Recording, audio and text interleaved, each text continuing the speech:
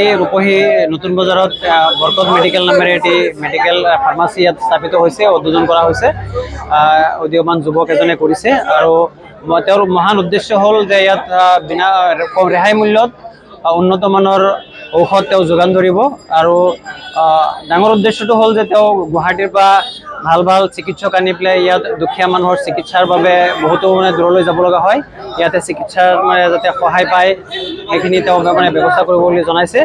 আৰু আমি ভাল পাইছোঁ যে এনেকুৱা এটা পদক্ষেপ ইয়াত লোৱা হৈছে। উন্নত ধৰণৰ চিকিৎসা ইয়াত হ'ব, বিভিন্ন ধৰণৰ ইয়াত সা সঁজুলিও হ'ব, যোগান ধৰিব, তেওঁ আনিব। গতিকে আজি আমি এই অঞ্চলৰ এই অঞ্চলৰ ৰাইজ হিচাপে তেওঁক মই শুভেচ্ছা জ্ঞাপন কৰিছোঁ। তেওঁ